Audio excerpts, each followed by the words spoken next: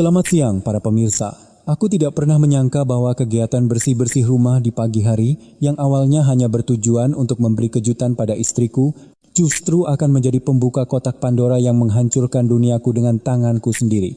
Hari itu adalah pagi yang sangat biasa, bahkan terasa menyenangkan. Jumat pagi itu aku mengambil cuti sehari penuh untuk suatu keperluan. Aku berencana untuk membuat sebuah acara kecil saat istriku pulang kerja. Aku bermaksud untuk membersihkan rumah, mencuci pakaian, bahkan menyiapkan makan malam.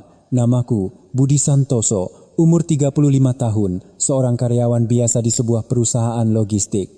Gajiku tidak besar, tapi stabil. Istriku, Maya Sari, berumur 32 tahun dan bekerja sebagai staf akunting di sebuah perusahaan desain interior swasta. Pekerjaannya penuh tekanan, tapi jadwalnya teratur. Kami sudah menikah selama 5 tahun dan memiliki seorang putra bernama Dito yang baru saja berumur 4 tahun. Kami adalah keluarga kecil yang harmonis yang tinggal di sebuah apartemen sederhana. Mungkin tidak mewah, tapi kami hidup tanpa kekurangan. Dari luar, kami mungkin terlihat seperti gambaran keluarga yang ideal. Namun, bagaimana mungkin orang lain bisa mengetahui keretakan dalam kehidupan pernikahan yang menyebar tanpa suara? Maya telah banyak berubah belakangan ini. Ia mulai pulang lebih larut dengan alasan lembur atau harus bertemu dengan klien. Aku selalu percaya padanya. Aku pikir Maya adalah orang yang serius dan tidak akan pernah melakukan hal bodoh. Dia bukan tipe wanita pemimpi dan juga bukan orang yang mudah membuka hatinya. Dulu, ia pernah dengan tegas menolak pengakuan cinta dari seorang rekan kerjanya hanya dengan alasan ia tidak suka dengan penampilannya. Saat kami masih berpacaran, Maya pernah berkata padaku, "Aku suka hal yang pasti.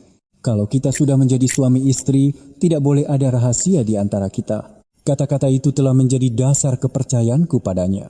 Bahkan ketika ia menjadi lebih pendiam, ketika ia mulai tidur membelakangiku, dan ketika pelukan hangatnya menjadi momen langka seperti sebuah hak istimewa dari masa lalu. Pagi itu, setelah mengantar Dito ke taman kanak-kanak, aku pulang dan mulai membersihkan rumah sambil memutar musik yang menenangkan. Rumah tidak terlalu kotor, tapi aku ingin semuanya sempurna. Setelah membersihkan debu, merapikan buku, dan memeriksa isi kulkas, aku beralih ke mesin cuci. Ruang cuci berada di sebelah kamar tidur. Aku duduk di sana dan mulai memilah-milah pakaian satu persatu. Baju putih, baju berwarna, pakaian dalam, kaos kaki, semuanya tampak normal.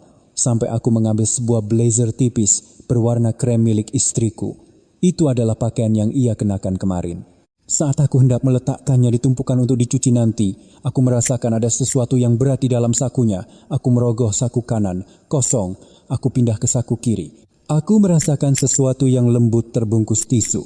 Awalnya aku mengira itu hanya tisu bekas dan hendak membuangnya ke tempat sampah, tapi aku merasakan sensasi lembab dan lengket yang aneh. Dengan firasat buruk, aku perlahan membuka lipatan tisu itu. Di dalamnya ada sebuah kondom bekas pakai. Tidak salah lagi. Sebuah kondom dengan sisa cairan yang sudah mengering, terbungkus asal-asalan dalam 2 lapis tisu dan dijejalkan ke dalam saku blazer. Perasaan pertamaku bukanlah amarah, melainkan mual. Jantungku serasa mau meledak, berdebar kencang seolah ingin melompat keluar dari dada. Aku terduduk lemas di tempat. Kedua tanganku gemetar hebat seperti orang yang terserang flu dan hanya ada satu pertanyaan yang berputar-putar di kepalaku. Kenapa benda ini ada di dalam pakaian istriku? Maya bukan orang yang sembarangan membuang sampah.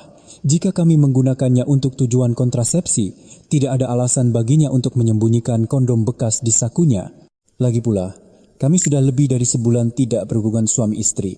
Aku meremas tisu itu dengan kencang, lalu melepaskannya dengan lunglai. Aku tidak tahu apakah tanganku yang gemetar atau jantungku.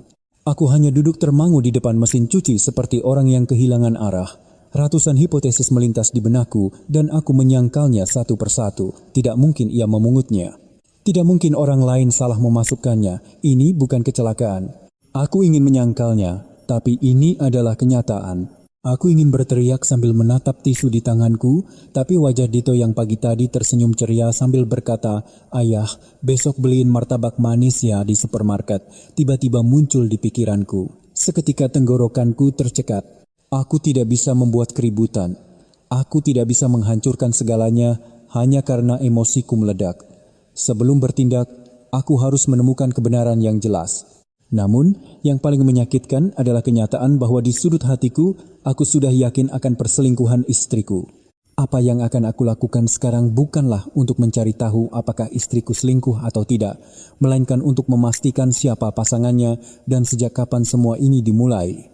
Aku membungkus kembali tisu itu, memasukkannya ke dalam kantong plastik terpisah, lalu memasukkan sisa cucian ke mesin cuci seolah tidak terjadi apa-apa. Malam itu, Maya pulang lebih larut dari biasanya. Katanya ada rapat dengan klien. Ia masuk rumah seperti biasa, bahkan tertawa. Loh, kok rumah hari ini bersih sekali, lantainya sampai mengkilap. Aku memaksakan senyum kosong dan menjawab, hari ini kan aku cuti, jadi aku beres-beres sedikit. Maya melepaskan blazernya dan meletakkannya di sofa. Aku menatap blazer itu seolah itu adalah barang bukti kejahatan, tapi Maya sepertinya tidak menyadarinya atau tidak peduli. Ia masuk ke kamar mandi sebentar, lalu berbaring di sebelah putra kami. Malam itu aku tidak bisa tidur. Di samping istri dan anakku yang tertidur lelap, aku hanya menatap langit-langit kamar sambil mendengarkan detak jarum jam. Maya mendengkur dengan teratur dan tenang, seperti orang yang tidak punya beban apapun di hatinya. Aku diam-diam membalikkan badan, menyembunyikan wajahku yang mulai basah oleh air mata, dan aku bersumpah, mulai besok, aku akan memulai penyelidikanku sendiri untuk mengungkap apa yang telah disembunyikan oleh wanita yang kucintai selama beberapa tahun ini dariku. Sejak saat aku menemukan kondom di saku blazer istriku, seluruh duniaku hancur berkeping-keping. Tapi anehnya, aku tidak mengamuk atau berteriak seperti di film-film. Aku justru tenggelam dalam keheningan yang menakutkan. Saat makan malam itu, aku makan bersama Maya dan Dito seperti biasa, menyuapi Dito dengan suwiran ikan, dan mengobrol seadanya. Maya tampak ceria dan tidak menunjukkan gelagat aneh sedikit pun. Ia bahkan bercerita tentang rekan kerja barunya yang masih muda dan bersemangat. Ia lebih banyak tertawa dari biasanya, tapi setiap senyumnya hari itu terasa seperti jarum yang menusuk jantungku satu persatu. Malamnya, saat Maya sedang mandi, aku mencoba mengambil ponselnya seperti biasa. Terkunci dengan sidik jari, aku tidak bisa membukanya. Dulu kami saling berbagi kata sandi, tapi sepertinya ia baru saja menggantinya. Ketika aku bertanya, ia menjawab, ada data keuangan klien penting, bos menyuruhku memperketat keamanan. Waktu itu aku percaya, tapi sekarang aku sadar, pasti ada data yang lebih penting daripada data klien di dalamnya. Setelah Dito tidur, aku berbaring di sebelah Maya dan dengan lembut meletakkan tanganku di bahunya. Ia tidak menghindar, tapi juga tidak merespons. Aku mencoba mencari kehangatan yang familiar dari tubuh wanita yang kucintai, tapi yang kurasakan hanyalah jarak yang tak terlihat. Ia membalikkan badan menghadap dinding dan tak lama kemudian tertidur. Dan aku terjaga semalaman. Dengan mata terbuka menatap langit-langit, kepalaku dipenuhi ratusan pertanyaan. Sejak kapan istriku bisa dengan mudah menipuku seperti ini? Kenapa setelah mengkhianatiku, ia bisa dengan begitu tenangnya memeluk putra kami dan tidur? Ataukah aku yang terlalu naif dan bodoh sehingga tidak menyadari semua pertanda bahaya selama ini? Aku mulai mengingat kembali perubahan-perubahan kecil satu persatu. Belakangan ini, Maya mengganti parfumnya.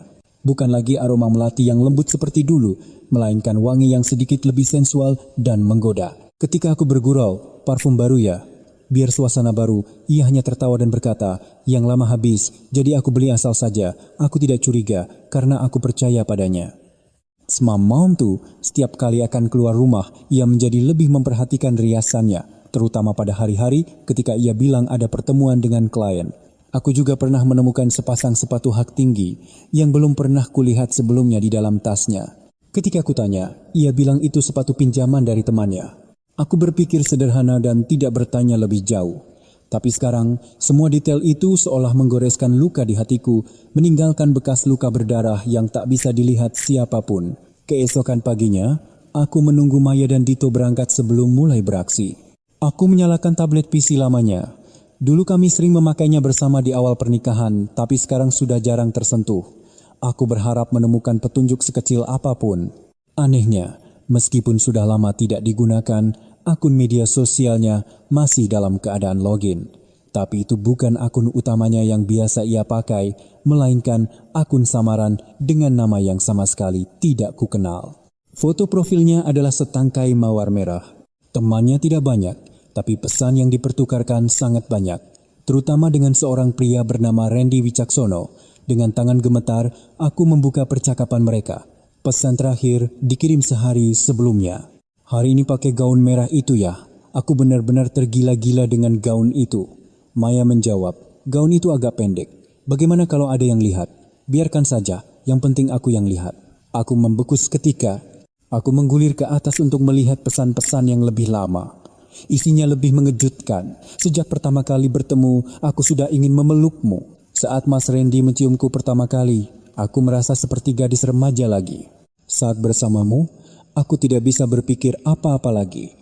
Seolah tidak ada suami, tidak ada anak, hanya ada kita berdua. Aku tidak sanggup membacanya lebih jauh. Tanganku lemas dan tenggorokanku terasa terbakar. Wanita yang kupercaya akan merasa aman hanya dengan satu pelukanku, kini berharap menjadi orang lain di dalam pelukan pria lain. Ia ingin menjadi muda lagi. Ia ingin melupakan tanggung jawab. Ia ingin hidup seperti seorang gadis yang baru pertama kali jatuh cinta. Lalu, bagaimana denganku? Bagaimana dengan Dito kami? Saat itu, aku tidak tahu harus marah, benci, atau mengasihani diriku sendiri. Marah karena pengkhianatan, benci karena telah ditipu, dan kasihan pada diriku sendiri yang terlalu mencintai satu orang tanpa menyadari sejak kapan aku telah ditinggalkan. Aku menutup tablet itu dan tidak menyentuhnya lagi.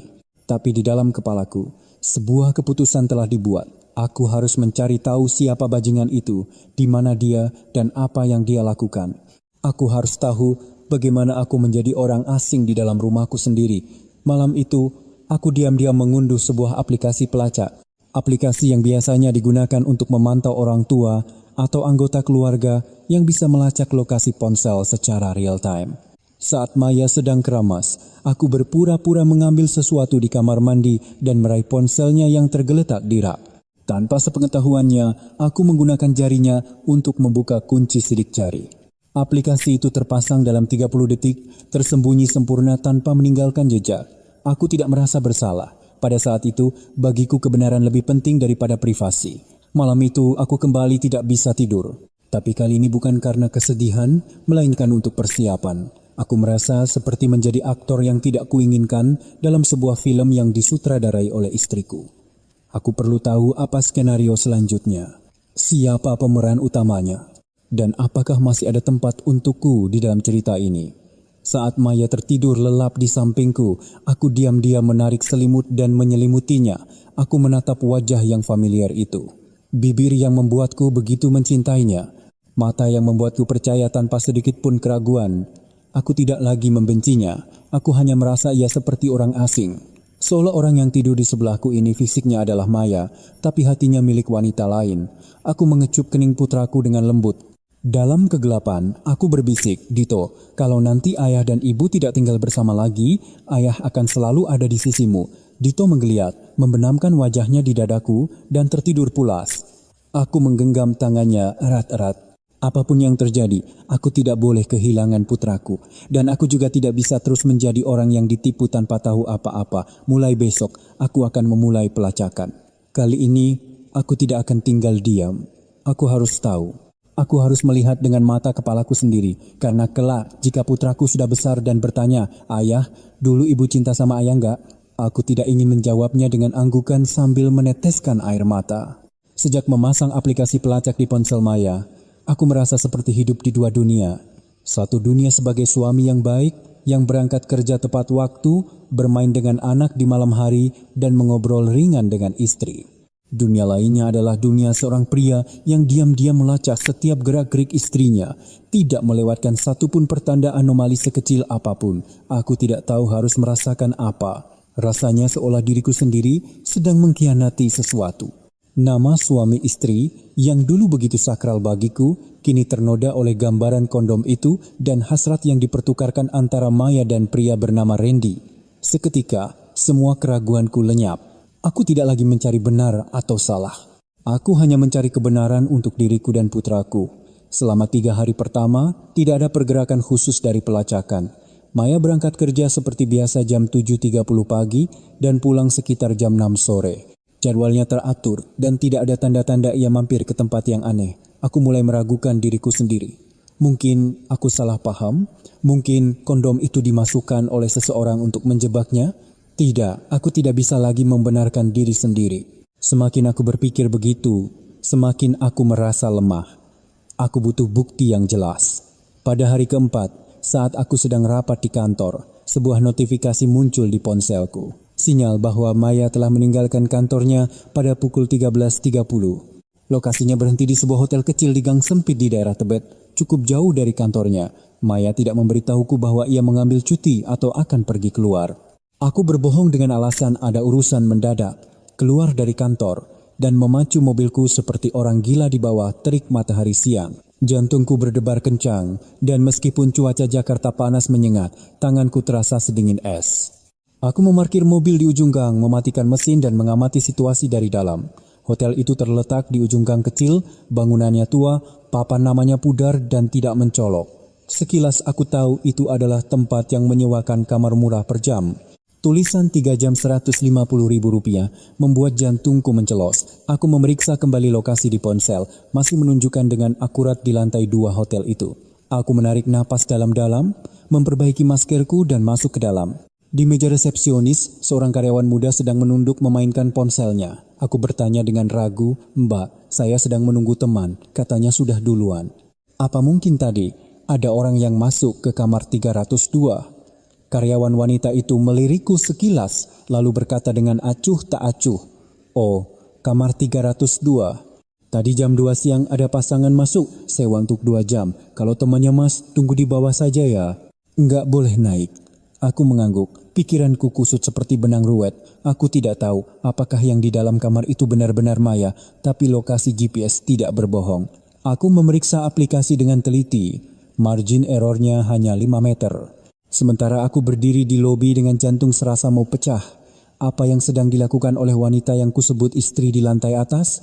Terdengar suara langkah kaki dari tangga, dan aku cepat-cepat bersembunyi di balik pilar hias di dekatnya. Dari celah, aku mengintip seorang pria berusia pertengahan 30. Turun lebih dulu. Tubuhnya tegap, mengenakan kemeja lengan pendek dan rambutnya ditata rapi dengan wax. Ia melihat sekeliling, membetulkan ikat pinggangnya, lalu berjalan lurus keluar. Aku hanya melihatnya dari samping, jadi aku tidak bisa mengenalinya dengan pasti, tapi wajah itu terasa tidak asing. Beberapa menit kemudian, Maya turun. Ia mengenakan gaun merah, rambutnya tergerai, bibirnya merah merona, dan matanya berkilau seolah baru saja merapikan riasan. Sangat berbeda dari penampilannya yang pendiam di rumah. Aku hampir tidak mengenalinya sebagai istriku. Maya tidak melihat sekeliling atau tampak cemas.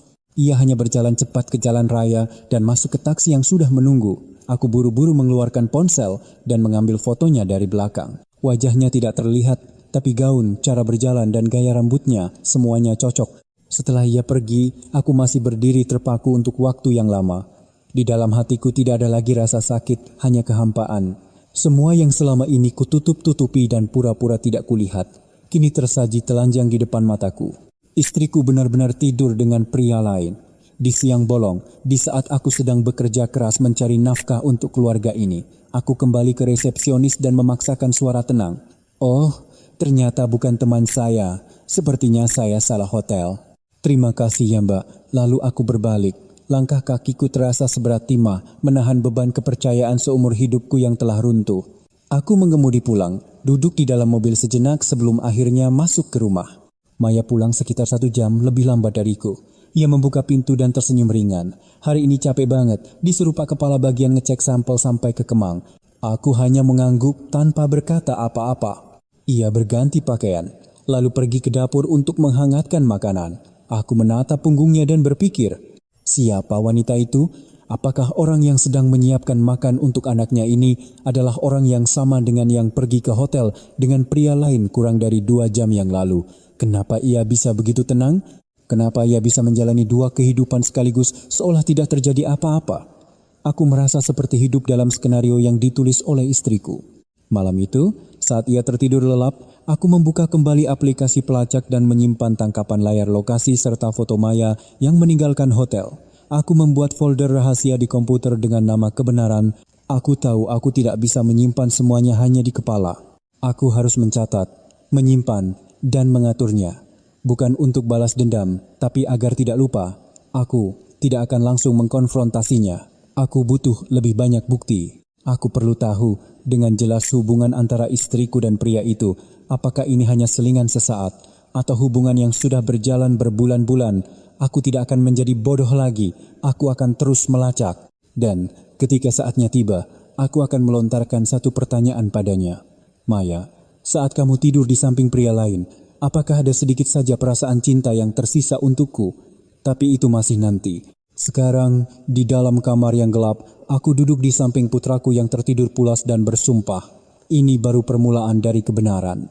Aku tidak akan berhenti sampai aku mengetahui gambaran utuh dari drama yang tersembunyi di dalam pernikahan ini. Siang itu, setelah menyaksikan Maya keluar dari hotel, aku pikir aku tidak akan bisa lebih terluka lagi. Tapi aku tidak tahu bahwa rasa sakit pun memiliki berbagai tingkatan.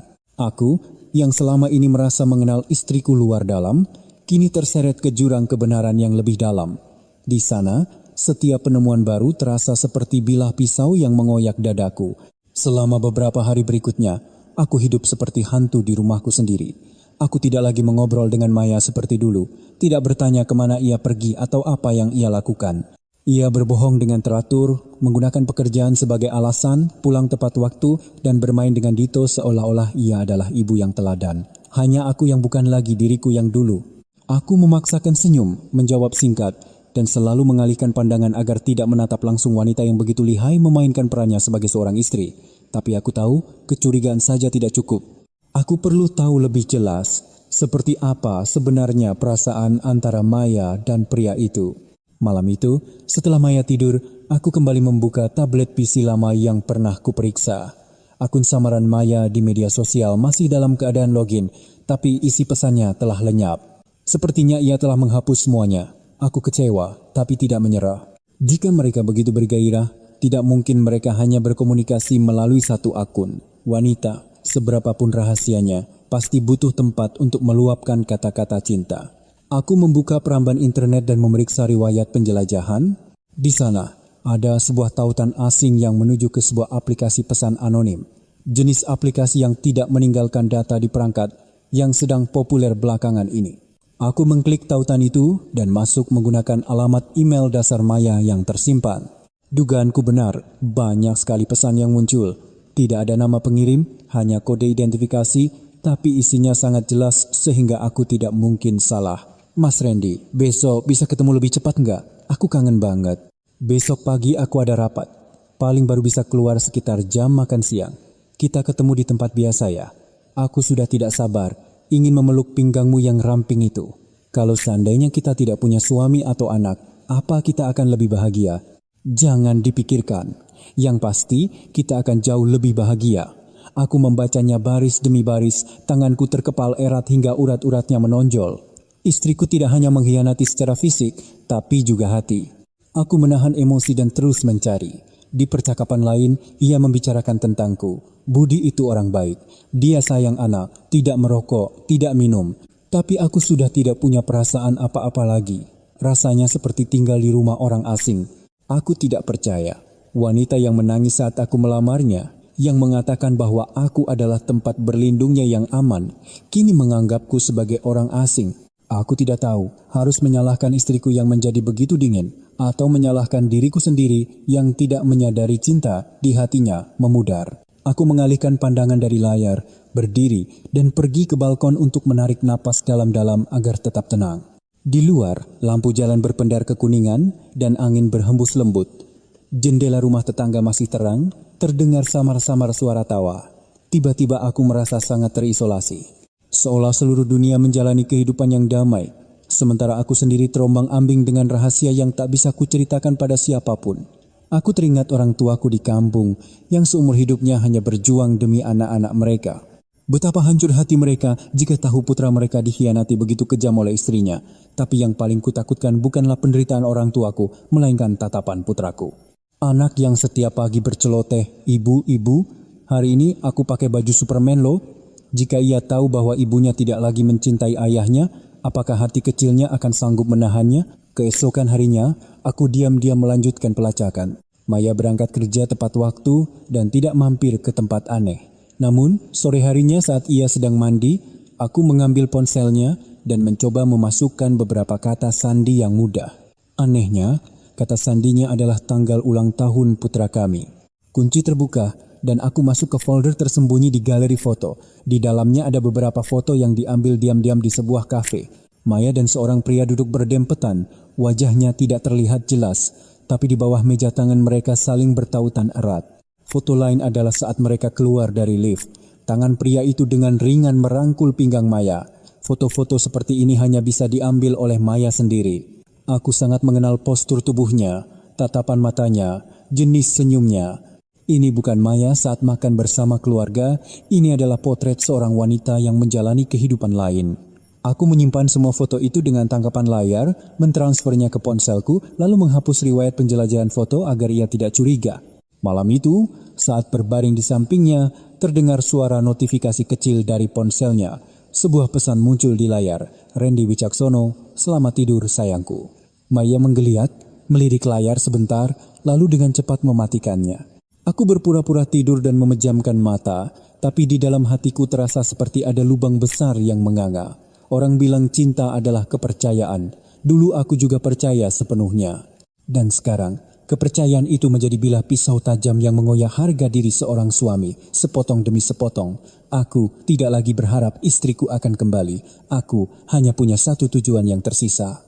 Menemukan bajingan bernama Randy itu, yang diam-diam menyelinap ke dalam celah pernikahanku, meninggalkan aroma pria lain di kulit istriku, lalu membersihkan tangannya seolah tidak terjadi apa-apa. Siapa dia? Rekan kerja? Klien? Atau teman lama? Aku harus tahu.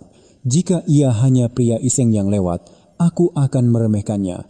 Tapi jika ia mendekat dengan sengaja dan terencana, maka aku harus bersiap untuk konfrontasi. Bukan untuk memperebutkan seorang wanita, melainkan untuk merebut kembali kehormatanku. Aku sebagai seorang pria, ayah dan suami yang tidak seharusnya ditusuk dari belakang seperti ini. Aku membuka kembali foto-foto itu dan mengamatinya dengan cermat. Di latar belakang foto di kafe, samar-samar terlihat nama tempatnya. Aku mencatat nama itu dan mencarinya di aplikasi Peta, sebuah kafe di daerah perumahan dekat kantornya. Aku menandai tempat itu dan memutuskan untuk pergi ke sana besok. Mungkin aku bisa bertemu dengannya. Mungkin aku bisa tahu lebih banyak. Malam ini, aku akan melanjutkan peranku. Peran sebagai suami yang baik dan ayah yang teladan, sampai drama ini berakhir dengan kebenaran yang tak terbantahkan. Keesokan paginya, begitu Maya berangkat, aku segera berganti pakaian dan mengemudikan mobil menuju kafe bernama Pemandangan Senja. Nama yang samar-samar terlihat di foto yang disimpan istriku di ponselnya. Kafe itu tersembunyi di sebuah perumahan yang tenang tidak sampai 2 km dari kantor Maya. Ruangannya kecil, didekorasi dengan gaya vintage, dengan beberapa meja kayu diletakkan di dekat jendela. Aku masuk dan memilih tempat duduk di sudut yang pandangannya tidak terhalang. Aku memesan secangkir kopi hitam dan duduk diam sambil mengamati dengan cermat wajah setiap pelanggan yang masuk dan keluar. Awalnya aku tidak berharap banyak. Bisa jadi Maya dan pria itu hanya bertemu sekali atau 2 kali di sana lalu pindah tempat. Tapi sekitar jam 9 pagi, pintu kafe terbuka dan seorang pria masuk. Aku langsung mengenalinya sebagai pria berbaju putih yang keluar dari hotel tempo hari. Ia tinggi, bahunya lebar, rambutnya dipotong pendek rapi dan kulitnya kecoklatan. Wajahnya tidak tampan, tapi memancarkan aura maskulin. Tipe yang mungkin akan terasa segar bagi seorang wanita yang sudah menikah. Ia memesan es latte dan duduk di meja yang sama persis seperti di foto Maya. Aku tidak perlu menebak-nebak lagi. Itu memang dia. Aku berusaha tetap tenang, menyembunyikan wajahku di balik koran. 15 menit kemudian, Maya masuk. Aku seketika membeku. Ia mengenakan blus putih dan rok hitam yang pas di badan. Riasannya tipis dan rambutnya diikat rendah. Tidak mencolok, tapi cukup untuk memberi kesan bahwa ia datang untuk sebuah janji yang serius. Ia duduk di sebelahnya, tersenyum ringan tanpa banyak bicara dan menggenggam tangannya di bawah meja. Mereka tidak peduli dengan orang di sekitar. Bagi orang lain, mereka mungkin hanya terlihat seperti sepasang kekasih biasa, tapi bagiku itu adalah tamparan telak bagi semua yang telah kubangun dengan susah payah. Aku mengeluarkan ponsel, berusaha agar tanganku tidak gemetar dan mengambil beberapa foto dari kejauhan. Hanya dalam beberapa jepretan, aku sudah mengamankan cukup bukti untuk memenangkan sidang apapun. Tapi aku tidak terburu-buru. Aku perlu tahu lebih banyak tentang pria itu. Aku menunggu mereka pergi. Maya kembali ke kantor dan pria itu berjalan menuju mobil yang terparkir di dekatnya. Plat nomornya terasa asing, bukan plat nomor Jakarta. Aku memotret plat nomornya dan menggunakan layanan pengecekan online. Hasilnya keluar dengan cepat. Pemilik mobil, Randy Wicaksono, lahir tahun 1987. Asal dari Jawa Barat, alamat saat ini di sebuah apartemen di Jakarta Selatan. Setelah beberapa kali pencarian lagi, aku menemukan akun media sosial pribadinya. Foto profilnya adalah ia sedang menggendong seorang anak laki-laki berusia sekitar 3 tahun dengan tulisan "Papa sayang kamu selamanya". Halaman pribadinya penuh dengan foto keluarga. Istrinya adalah seorang wanita muda bertubuh mungil yang sepertinya menjalankan sebuah toko online. Aku membeku di tempat.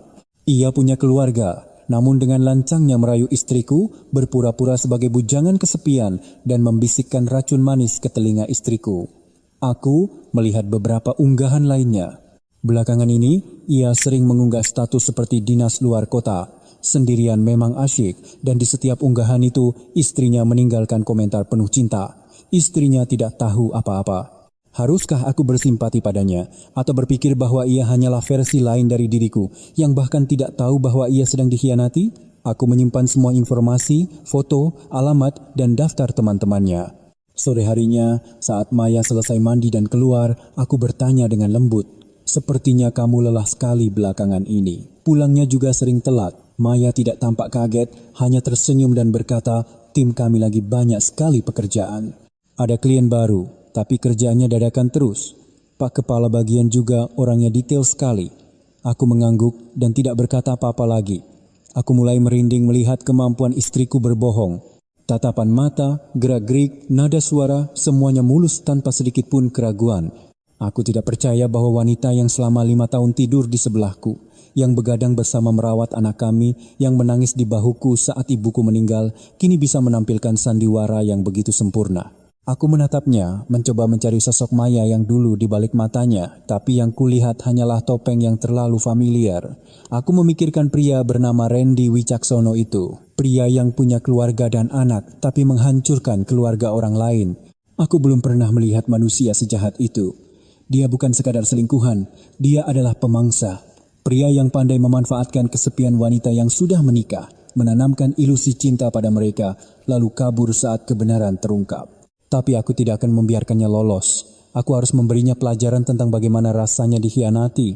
Tapi bukan dengan cara membuat keributan karena cemburu dan melukai anakku. Aku butuh cara lain. Cara yang tenang, tapi cukup menyakitkan. Malam itu, aku membuat sebuah akun email anonim. Aku menyusun email untuk dikirim ke istrinya, melampirkan semua foto yang telah kuambil, alamat hotel, isi pesan, disertai dengan tulisan singkat. Akun media sosial istrinya mencantumkan alamat email untuk urusan toko online-nya. Aku tidak langsung mengirimkannya. Aku hanya menyimpannya di folder draft. Aku butuh waktu yang tepat, sedikit informasi lagi untuk membuat seranganku lebih akurat. Di saat yang sama, aku memikirkan hal lain, mengajukan gugatan cerai. Tapi sebelumnya, aku harus yakin bisa mendapatkan hak asuh Dito. Jadi, aku diam-diam menyiapkan dokumen dan mulai berkonsultasi dengan teman dekatku yang seorang pengacara. Aku tahu Maya menyayangi Dito, tapi ia sedang hidup di dunia yang palsu. Aku tidak bisa membiarkan putraku tumbuh di antara orang dewasa yang tidak saling percaya. Keesokan harinya saat Maya berangkat kerja, aku memverifikasi melalui pelacakan bahwa ia kembali mampir ke hotel tua itu. Kali ini, aku tidak pergi. Aku hanya menyimpan data waktu, lokasi, dan foto pesan yang kuterima pagi itu darinya. Aku sudah sampai di depan, sebentar lagi aku naik, sudah cukup. Semua kepingan puzzle mulai menyatu. Kini, hanya ada satu pertanyaan yang tersisa di kepalaku. Jika ketahuan, apa yang akan dilakukan istriku? Dan, jika ia berlutut menangis memohon ampun, apa yang akan kulakukan? Tapi mungkin jawabannya sudah ada di dalam hatiku sejak hari aku membuka blazer itu dan menyaksikan pengkhianatan yang terbungkus tisu kumal. Aku sudah tidak ingat berapa hari telah berlalu sejak aku menemukan kebenaran. Setiap pagi saat bangun, hatiku terasa semakin berat. Setiap derap langkah istriku saat ia keluar dari pintu terasa seperti bilah pisau yang mengiris jantungku dengan perlahan. Suatu malam, aku berbaring di samping Maya, berguling-guling selama berjam-jam. Mendengarkan napasnya yang teratur, hatiku terasa melayang di kehampaan yang dingin. Aku berusaha tetap tenang, menahan amarah, menahan kata-kata, berusaha agar emosi tidak menguasai akal sehat. Tapi, ada saatnya di mana seseorang tidak bisa lagi terus bersandiwara. Aku tahu hari itu semakin dekat. Dan malam itu, setelah seminggu penuh ia lembur, setelah aku menyimpan cukup banyak foto, rekaman pesan, bahkan file, rekaman suara dari kafe, aku memutuskan untuk menghentikan kepura-puraan ini. Aku menunggu hingga Dito tertidur lelap, lalu memutar musik yang tenang di ruang keluarga, duduk di sofa, dan memanggil Maya. Ia baru saja keluar dari kamar mandi, rambutnya basah, mengenakan kaos longgar dan celana pendek. Di tangannya ada ponsel, ia berjalan sambil mengusap layarnya. Aku berkata dengan lembut namun tegas, ada yang perlu kita bicarakan. Maya mengangkat wajahnya, tampak sedikit terkejut. Ia duduk di sofa seberang, meletakkan ponselnya di samping dan menatapku dengan tatapan menyelidik. Ada apa? Kok mukamu serius sekali? Ia bertanya dengan suara yang dibuat-buat lembut. Aku menatap lurus ke matanya. Tatapan yang dulu memberiku ketenangan, kini hanya berisi kewaspadaan. Aku tidak berbicara panjang lebar. Aku meletakkan sebuah amplop di hadapannya. Di dalamnya ada foto-foto ia duduk di samping Randy di kafe, foto ia keluar dari hotel, dan tangkapan layar pesan sayangku beserta data lokasi yang tercatat jelas waktu dan tanggalnya.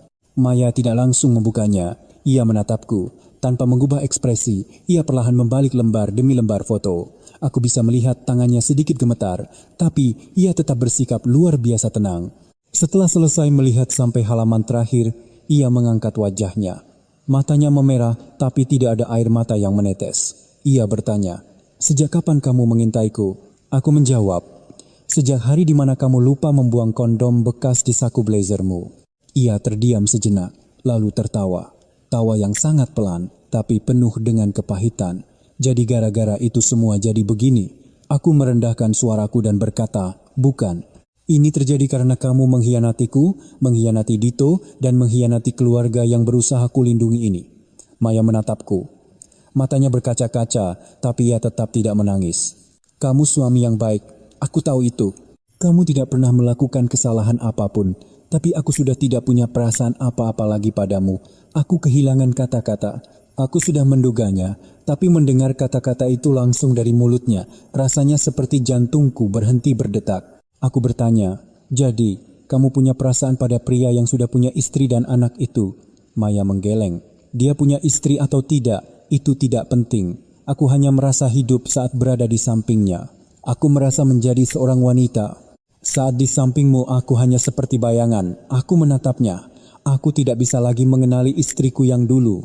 Ia telah berubah total, tidak hanya penampilannya, tapi juga hati, nilai-nilai, dan kepercayaannya pada pernikahan. Aku bertanya, "Jadi, selama beberapa tahun ini, kamu begitu pandai bersandiwara, pelukan itu, makan malam itu, momen saat kamu tidur di samping anak kita, semuanya bohong." Maya menggeleng, matanya masih memerah. "Tidak, itu bukan kebohongan. Aku juga sudah berusaha untuk mencintaimu lagi. Sungguh, aku sudah berusaha sangat keras, tapi tidak bisa. Aku tidak ingin mengkhianatimu, tapi aku juga tidak tahan hidup dalam hubungan yang hanya tersisa rasa kewajiban. Kamu orang baik, tapi aku tidak bisa mencintaimu hanya karena kamu adalah suami yang baik."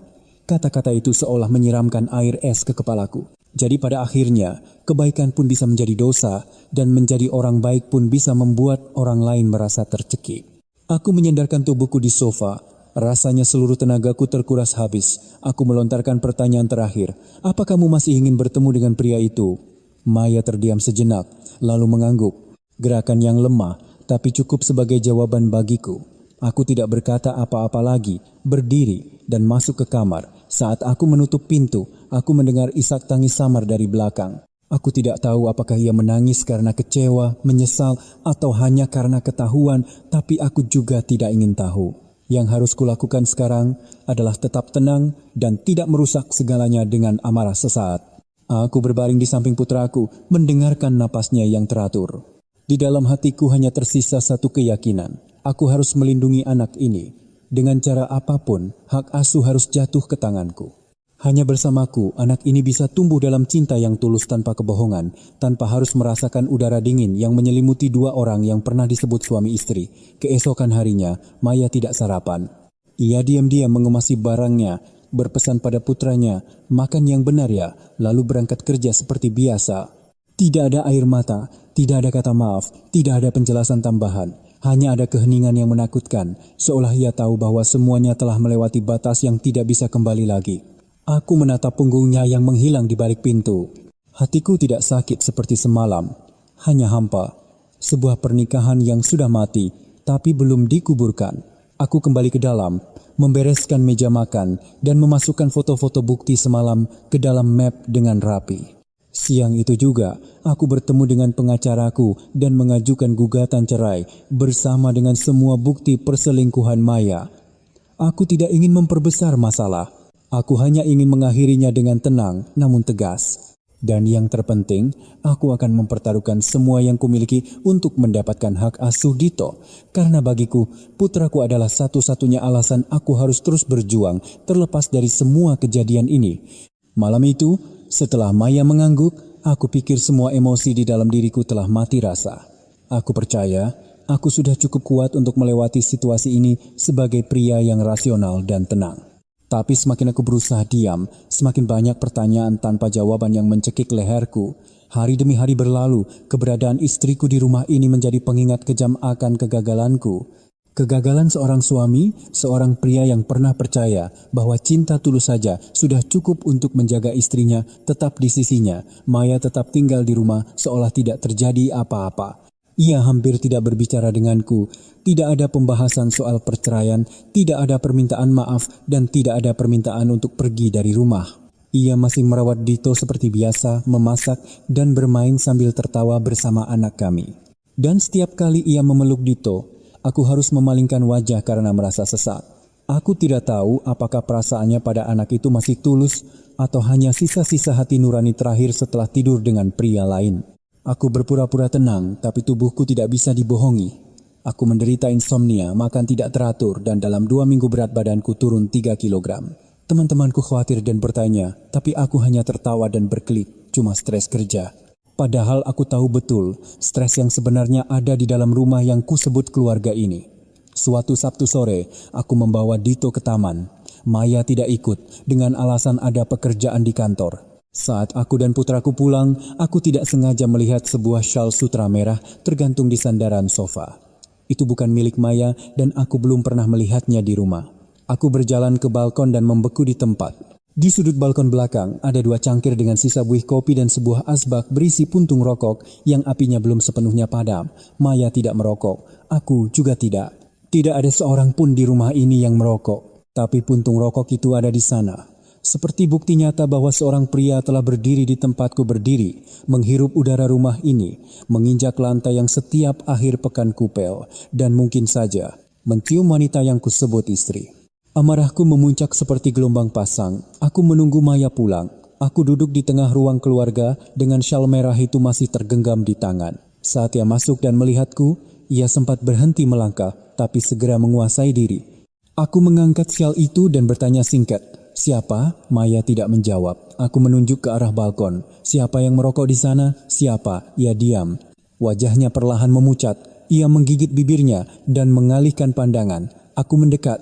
Suaraku semakin meninggi. "Kamu bawa pria itu ke rumah ini, ke rumah yang kubangun dengan keringatku, ke rumah tempat anak kita tumbuh setiap hari. Apa yang sudah kamu lakukan, Maya?" Istriku jatuh tersungkur dan menangis. Untuk pertama kalinya sejak ketahuan, ia benar-benar menangis, bukan tangisan untuk mencari alasan atau mencoba lari, melainkan tangisan seolah semua yang ada di dalam dirinya telah hancur. Ia berlutut, menutupi wajahnya. "Maafkan aku. Aku yang salah. Aku tidak bisa menghentikannya. Aku tahu itu salah, tapi aku tidak bisa berhenti. Aku menatap wanita yang terisak-isak di kakiku, bukan amarah yang kurasakan, melainkan iba. Aku bertanya, untuk apa kamu melakukan semua itu demi cinta? Kamu menyebut ini cinta?" Maya mengangkat wajahnya, matanya bengkak. "Kamu tidak akan mengerti. Di sampingmu, aku seperti mesin. Setiap hari memasak, mengurus anak, membersihkan rumah, berangkat kerja. Kamu orang baik, kamu mencintaiku, tapi aku bukan lagi diriku sendiri. Tapi di samping Mas Randy, aku bisa tertawa, bisa bicara. Aku merasa seperti wanita yang dicintai. Apa kamu pernah sadar saat aku ganti gaya rambut, saat aku pakai gaun baru? Apa kamu pernah memelukku tanpa alasan? Yang ada hanya ambilin kemejaku, jangan lupa kunci pintu, anakmu nangis tuh." Hanya kata-kata itu. Aku hidup seperti bayangan, aku tertawa. Tawa kering seperti suara sandal yang diseret di lorong rumah sakit. Jadi kamu menyalahkanku karena aku tidak memelukmu? Kamu menyalahkan aku atas perselingkuhanmu saat kamu memeluk pria lain? Istriku terdiam. Aku duduk di tempat, menatap lurus ke matanya. Setiap kata terasa menusuk seperti paku. Aku mencintaimu setengah mati. Aku melakukan segalanya agar kamu bisa merasa aman menjalankan peranmu sebagai istri dan ibu. Aku pulang lebih awal, menjemput anak, mencuci, memasak. Aku bahkan menolak promosi demi punya waktu untuk keluarga. Apa kamu pikir aku tidak menderita? Apa kamu pikir aku tidak kesepian? Tapi aku tidak selingkuh. Karena aku masih bisa memikirkan anakku, keluargaku, dan wanita yang kucintai. Tapi kamu, hanya karena bosan dengan suamimu, kamu tidak berpikir untuk memperbaikinya. Kamu hanya berpikir untuk menghancurkannya. Kamu membiarkan dirimu dipeluk pria lain, lalu pulang dengan wajah tanpa dosa dan memeluk anakmu. Kamu menyebut itu cinta? Bukan, Maya. Itu egois, itu pengkhianatan, dan itu kejam. Maya menutupi wajahnya dan menangis terseduh-seduh. Aku berdiri masuk ke kamar, mengambil surat cerai yang sudah kusiapkan dan meletakkannya di atas meja, tanda tangani. Aku tidak butuh permintaan maafmu, tidak butuh sandiwaramu lagi. Aku hanya butuh anakku. Aku tidak akan membiarkannya dibesarkan oleh seorang ibu yang membawa pria lain ke rumah saat suaminya tidak ada. Istriku membalik lembar demi lembar dokumen itu dan membeku, tangannya gemetar. Aku berkata dengan tenang, aku punya bukti perselingkuhanmu, foto, pesan, bahkan saksi jika perlu. Kalau kamu mau berebut hak asuh, aku tidak akan segan-segan. Anak yang kamu lahirkan, tapi aku yang besarkan ini butuh lingkungan yang sehat. Bukan tempat di mana ibunya pergi beberapa jam, lalu pria lain mengisi tempat itu. Maya terisak. Aku tidak pantas, aku tidak punya muka lagi, aku yang salah, kamu saja yang rawat anak kita. Tolong, izinkan aku bertemu dengannya sesekali. Aku tidak menjawab. Aku mengambil pulpen, menandatangani bagianku, dan mendorong dokumen itu ke arahnya. Maya mengambil pulpen, tapi tangannya masih gemetar, dan air matanya menetes di atas kertas. Setelah selesai menandatangani, ia menelungkupkan kepalanya di meja dan menangis seolah ingin menumpahkan seluruh air mata seumur hidupnya. Dan aku merasakan hatiku menjadi ringan. Bukan karena lega, tapi karena akhirnya aku bisa melepaskan seseorang yang hatinya telah lama pergi. Malam itu, aku tidur sambil memeluk Dito. Hatiku terasa ringan, lebih ringan dari sebelumnya. Maya duduk lama di balkon, menghisap 2 batang rokok yang entah dari mana ia dapatkan. Aku tidak bertanya dan tidak peduli. Ia adalah masa lalu. Aku dan putraku adalah masa kini dan masa depan. Dan aku tahu, saat matahari terbit esok hari, aku akan memulai hidup baru. Hidup tanpanya. Tapi hidup yang pasti akan diiringi oleh tawa putraku. Setelah Maya menandatangani surat cerai, aku pikir semuanya sudah berakhir. Tapi terkadang kebenaran saja tidak cukup untuk membuat seseorang sadar. Beberapa orang, meskipun satu kakinya sudah di jurang, percaya bahwa jika pasangannya cukup lemah untuk memaafkan, mereka bisa kembali merangkak naik. Maya tidak mengatakan akan mencabut gugatannya, tapi ia tetap tinggal di rumah selama beberapa hari sambil menunggu panggilan dari pengadilan. Ia bertindak dengan tenang dan sengaja tidak mencoba berbicara denganku. Setiap pagi ia bangun lebih awal untuk menyiapkan sarapan Dito, tapi tidak lagi ikut makan bersama kami. Ia hanya duduk di sudut meja makan, diam-diam mengamati putranya makan, lalu beranjak sebelum aku keluar dari kamar. Aku tidak melarangnya. Aku tidak ingin memperbesar masalah. Demi putraku yang masih terlalu kecil untuk memahami kata mengerikan bernama perselingkuhan, aku berharap semuanya berakhir dengan tenang. Tapi aku sadar, diam tidak selalu menjadi pilihan yang bijak. Maya masih berhubungan dengan Randy. Aku tahu karena aplikasi pelacak di ponselnya masih terpasang. Aku tidak lagi membaca pesannya. Aku hanya memeriksa lokasinya. Beberapa hari setelah menandatangani surat cerai, ia masih mengunjungi hotel yang sudah kukenal itu saat jam makan siang, masih bertemu dengan pria itu, dan melanjutkan kencan mereka seolah tidak terjadi apa-apa. Yang membuatku terkejut bukanlah fakta itu, melainkan Maya yang mulai mengunggah foto-foto pribadi lagi di akun media sosial samarannya yang dulu ia gunakan untuk berkirim pesan dengan pria itu.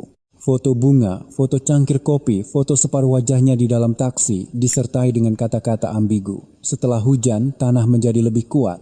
Selama jantung masih berdetak, semua luka akan sembuh. Aku membaca setiap hurufnya dan merasa seperti membaca deklarasi perang. Istriku tidak merasa bersalah. Ia merasa kasihan pada dirinya sendiri. Ia memainkan peran sebagai korban dalam cerita yang ia ciptakan sendiri. Aku tidak bisa tinggal diam lagi. Aku harus memberitahu Randy bahwa ia tidak bisa menghancurkan sebuah keluarga tanpa membayar harganya. Dan aku harus memberitahu istrinya bahwa ia telah dikhianati dan ia punya hak untuk memilih jalan hidupnya. Malam itu, setelah Dito tidur, aku membuka laptop dan masuk ke akun email anonimku. Aku melampirkan semua bukti, foto Randy dan Maya bersama, foto hotel, rekaman percakapan di kafe, dan bahkan rekaman kamera pengawas di koridor yang kudapatkan dengan menyewa seseorang. Semua materi disajikan dengan rapi, lengkap dengan waktu, tempat, dan detail. Aku tidak menggunakan kata-kata kasar atau makian, hanya menulis surat singkat kepada Eth, Ibu Yulia. Saya Budi Santoso, suami dari Maya Sari. Materi yang terlampir adalah apa yang telah saya kumpulkan selama 2 bulan terakhir. Saya tidak tahu bagaimana Ibu akan menangani masalah ini, tapi saya pikir Anda berhak tahu apa yang dilakukan oleh pasangan hidup Anda di belakang Anda. Saya tidak ingin Anda marah. Saya hanya berharap Anda bisa mengambil tindakan yang bijak demi anak-anak Anda dan demi diri Anda sendiri. Aku menekan tombol kirim dan duduk termangu sejenak. Bukan sakit, bukan pedih. Hanya rasa lelah yang merayap dari lubuk hati hingga ke ujung jari. Seolah aku telah memerah sisa-sisa ketenangan terakhir di dalam diriku untuk melakukan sesuatu yang dulu kuanggap pengecut. Tapi ini bukan balas dendam, ini adalah keadilan.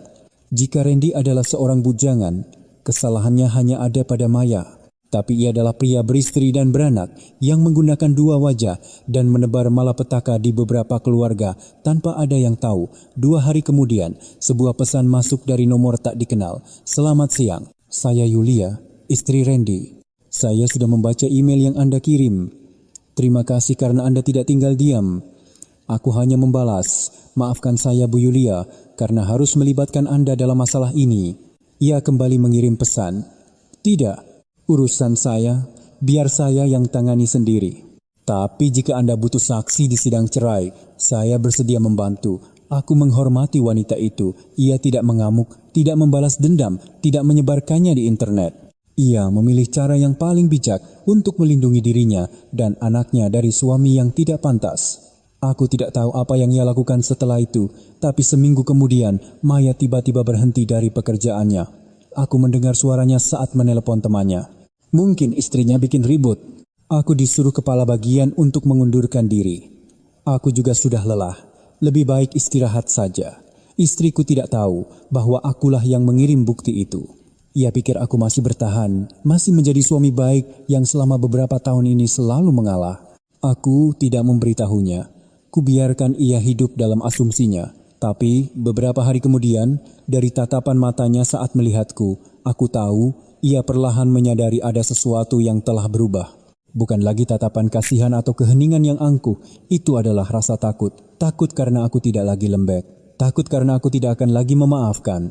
Suatu hari, saat aku sedang bekerja, Maya berdiri ragu-ragu di depan pintu. Ia berkata dengan suara kecil, "Aku tahu aku sudah tidak punya hak apa-apa lagi, tapi terima kasih karena kamu tidak melukai anak kita. Aku juga tahu kamu yang mengirim email ke Bu Yulia. Aku tidak membencimu." Aku menjawab tanpa menoleh, "Aku tidak melakukan apapun untukmu. Aku melakukannya untuk Dito dan untuk para wanita yang berhak hidup bahagia tanpa dikhianati." Maya terdiam.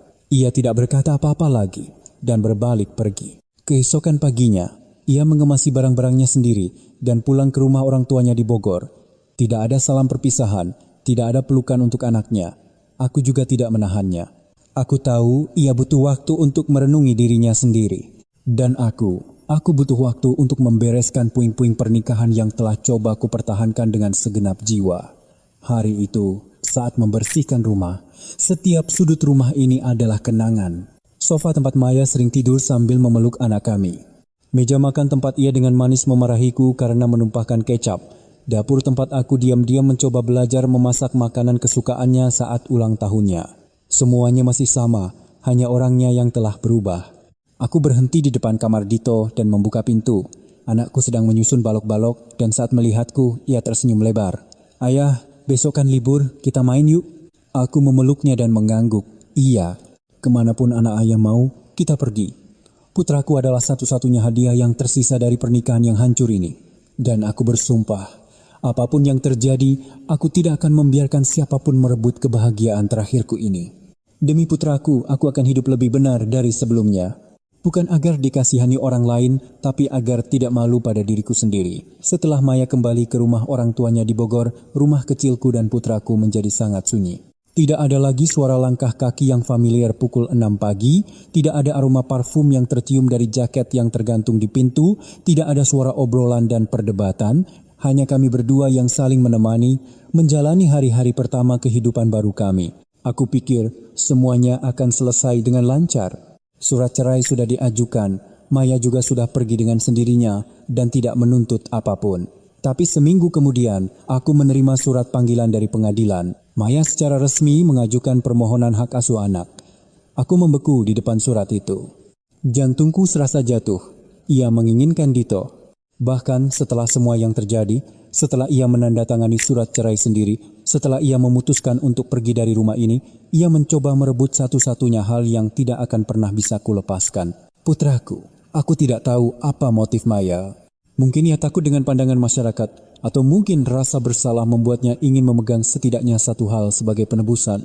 Tapi apapun alasannya, fakta bahwa ia mengajukan hak asuh setelah meninggalkan rumah sudah cukup untuk menunjukkan bahwa ia belum siap menjadi seorang ibu secara serius. Aku segera menelepon pengacaraku dan berkonsultasi lebih lanjut. Ia berkata tidak bisa menjamin 100% aku akan mendapatkan hak asuh. Meskipun istri Anda bersalah, pengadilan biasanya memprioritaskan anak untuk tinggal bersama ibunya, terutama jika anak masih kecil. Untuk mendapatkan hak asuh Dito, Pak Budi harus membuktikan bahwa secara finansial dan mental Anda memiliki kondisi yang memadai untuk mengasuhnya. Dan yang terpenting, Anda harus membuktikan bahwa ibu dari anak Anda tidak memenuhi syarat tersebut.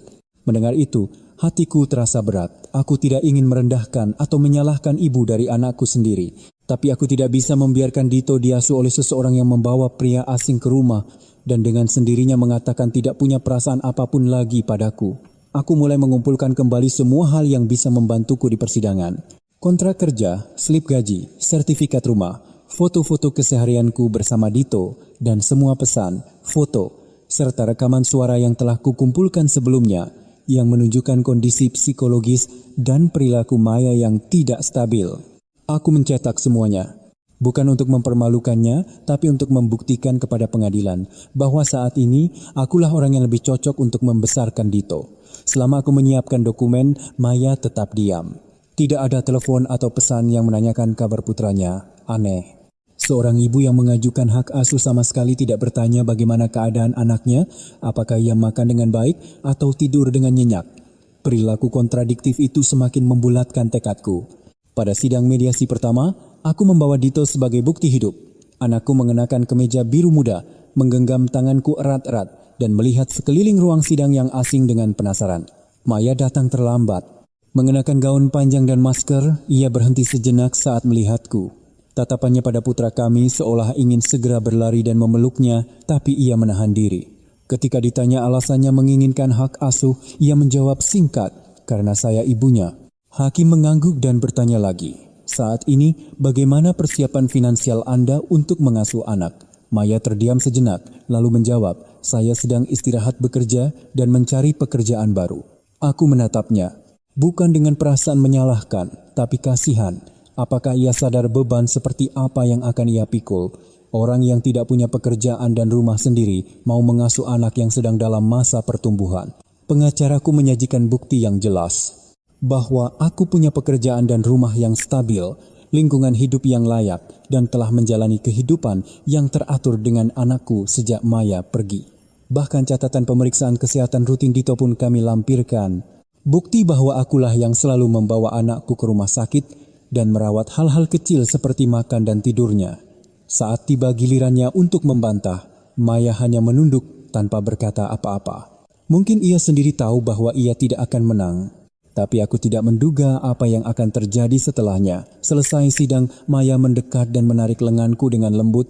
Mas Budi, aku tahu aku tidak pantas merawat anak kita. Tapi tolong, izinkan aku bertemu Dito seminggu sekali saja. Aku tidak akan mengganggu. Aku hanya ingin melihatnya tumbuh besar. Aku menatapnya, hatiku sedikit goyah. Tapi aku menjaga jarak dan berkata, saya akan mengikuti keputusan pengadilan. Jika pengadilan mengizinkan, saya tidak akan melarang. Tapi Maya, jika kamu benar-benar ingin menjadi seorang ibu, kamu harus berubah. Bukan untukku, untuk putraku. Aku melihat matanya memerah, tapi kali ini ia tidak menangis.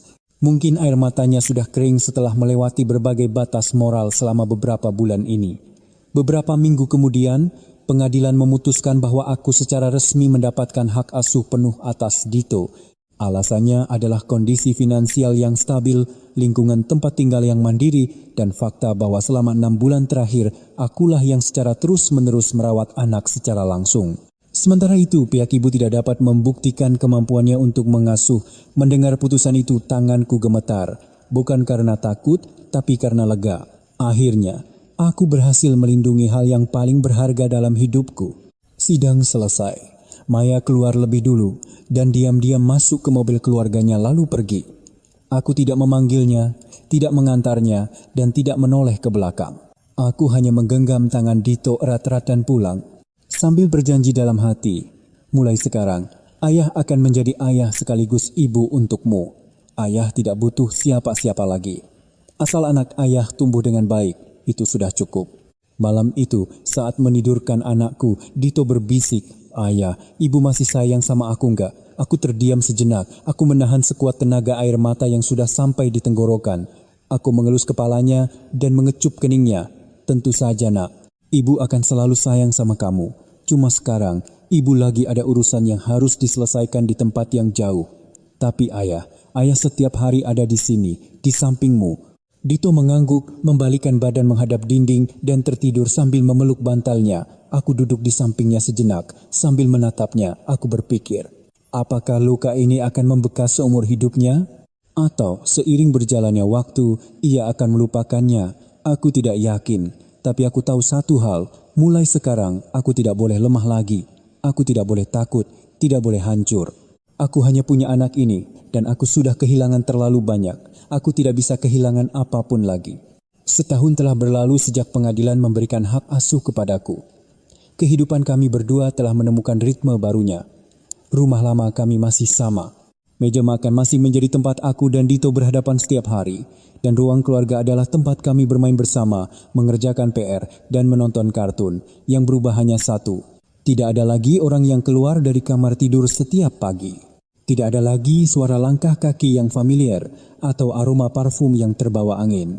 Semuanya menjadi lebih damai, lebih teratur, tapi sedikit lebih sepi. Beberapa bulan pertama, aku sering terbangun di tengah malam, merasa seperti mendengar suara kunci pintu diputar. Aku juga tanpa sadar masih menyiapkan nasi untuk 3 porsi atau menuang air 3 gelas, bukan 2. Tapi perlahan, aku belajar untuk hidup dengan ruang kosong itu. Bukan dengan mencoba mengisinya, tapi dengan menerima fakta bahwa ruang itu ada. Dito tumbuh lebih cepat dari yang kuduga. Ia tidak lagi banyak bertanya tentang ibunya seperti dulu. Kadang-kadang tiba-tiba ia akan berkata, "Ibu sekarang pasti sibuk sekali ya." Saat itu, aku hanya tersenyum dan menjawab, "Mungkin begitu, tapi ayah yakin ibu selalu memikirkanmu." Aku tidak tahu di mana Maya sekarang. Setelah sidang, ia tidak pernah menghubungiku. Uang nafkah anak dikirim dengan rutin setiap bulan. Jumlahnya tidak besar, lebih bersifat simbolis, tapi aku menerimanya dengan baik agar kelak Dito tahu bahwa ibunya juga punya rasa tanggung jawab. Suatu kali Yulia, mantan istri Randy, mengirimiku pesan. Ia memberitahu bahwa Maya dan Randy telah putus. Katanya, Yulia sempat mendatangi kantor Randy dan memperbesar masalah. Randy kehilangan pekerjaan, istrinya pergi membawa anak, dan Maya sekarang bekerja di sebuah toko roti kecil, hidup sendiri dengan tenang. Ia tidak lagi muncul di media sosial. Mendengar kabar itu, aku tidak merasa puas atau kasihan, hanya merasa lelah. Siapa menabur, dia yang akan menuai, hanya itu. Aku pikir aku akan membenci istriku seumur hidup, tapi waktu membuat orang menjadi lebih tenang. Suatu hari, setelah Dito tidur, aku duduk sendirian di balkon, memandangi pemandangan jalanan kota yang berkelip. Tiba-tiba aku teringat masa-masa awal pacaran kami, senyum Maya saat pertama kali bertemu orang tuaku. Tangannya yang kecil dan lembut saat menggenggam tanganku erat-erat di hari pernikahan. Air mata bahagianya saat pertama kali tahu ia hamil. Semuanya nyata. Dulu, semuanya nyata. Hanya saja istriku setelah itu telah kehilangan semua itu. Tidak, lebih tepatnya, kami telah kehilangan satu sama lain. Bukan karena satu kali pengkhianatan, tapi karena keheningan dan ketidakpedulian yang panjang. Kami pikir cinta saja sudah cukup dan lupa bahwa pernikahan itu seperti tanaman yang harus disiram setiap hari, harus dirawat. Jika tidak disiram, ia akan layu. Jika terlalu banyak disiram, akarnya akan membusuk. Aku juga punya andil.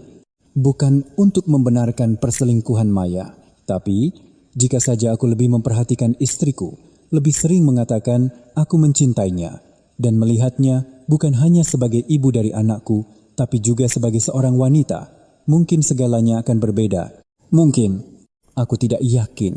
Terkadang orang memang berubah begitu saja. Suatu minggu sore saat aku dan Dito sedang merakit robot di kamar, bel berbunyi. Saat ku buka pintu, Maya berdiri di hadapanku. Ia lebih kurus, rambutnya dipotong pendek, mengenakan kemeja putih dan celana jeans. Di tangannya ada sebuah kotak kue kecil. Ia terdiam sejenak, lalu berkata, "Maaf, datang tanpa memberitahu. Aku hanya mau mengantarkan kue buatanku untuk Dito." Aku ragu sejenak, tapi mempersilahkannya masuk.